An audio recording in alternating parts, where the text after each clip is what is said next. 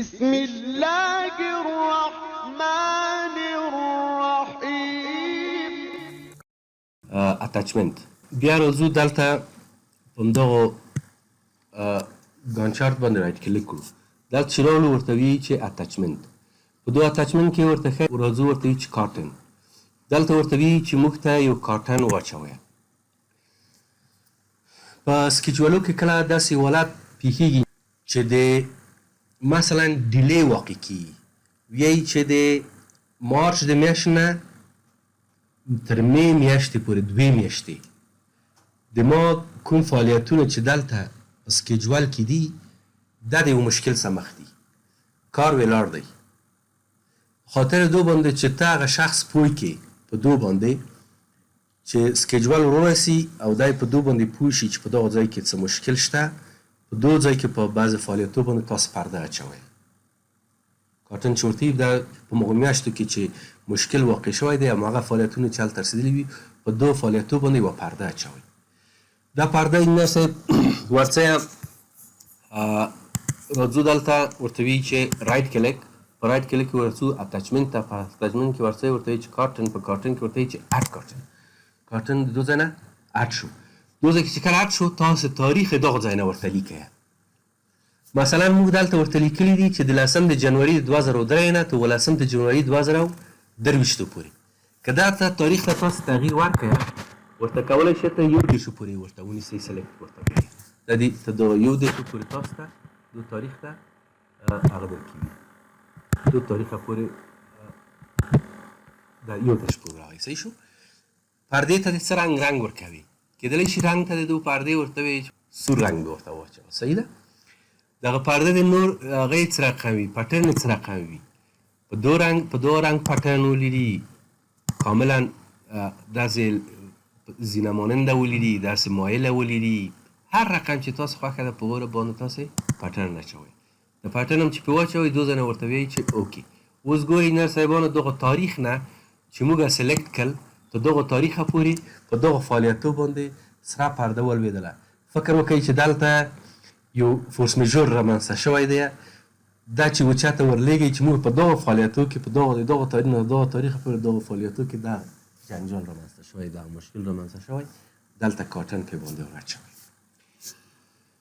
د هغو نه وروسته چې دا پټرن اوس د منځه یوسئ. دلته یې رایټ کلیک کړو. دلته هم چې رایټ کلیک وکړ دلته ورته وایي چې کارټن. مخکې که تاسو متوجه وئ هلته یې درته لیکلي وو چې اډ کارټن. اوس په دو ځای کې هایډ کارټن هم درته لیکلي دي. دا کارټن وي تاسو هایډ کړئ لرې چې هایډ هم کړل هایډ شو. اما که زه بیا وغواړم چې بل کارټن وغورځم په داخل د کارټنو کې بل کارټن هم راچول کېږي. مثلا بعضې فعالیتونه په همدغه کارټن کې داسې فعالیتونه شته چې هغه هر څه نه ډېر مهم دي. یو خو ټول په دو ځای کې چې دا مشکل سره مخ یم. بیا هغه فعالیتونه مثلا هغه تاریخ چې دغه تاریخ دا فعالیتونه دا بیا ټول نه ډېر یعنې د کارټن په منځ کې بل کارټن اچوئ. هغه هم په همدو رقم سره راولئ. دلته رایټ کلیک کړئ ورته ځئ اتچمنت ته ورته وایي چې کارټن او دلته ورته وایي چې شوال. بېرته هماغه کارټن راغی. په دو کارټن کې زه غواړم چې بل کارټن اضافه کړم. زه یې دلته اډ ورته وایي. په اډ کې ورته وایي چې کارټن. په کارټن کې بېرته ورته وایي چې اډ کارټن. اډ کارټن دی هغه اډ کا. په دو ځای کې ورته رڅئ رنګ ته د هغه کارټن تغییر ورکوئ. ورته وایي چې مثلا د دویم کارټن نما چې دی په آبي رنګ باندې وښیه. اوکې ورته وایي. تاریخ هم ورته ښایي چې مثلا د کوم تاریخ نه تر کومه تاریخه پورې. مثلا ورته وایي چې د 23 تاریخ نه تر 24 تاریخه پورې دا ورته سلیکټ کوئ. نو یا د دو ځله پټرن هم تغییر ورته ورکوئ. مثلا ورته وایي چې دا پټرن ورته ورکوئ.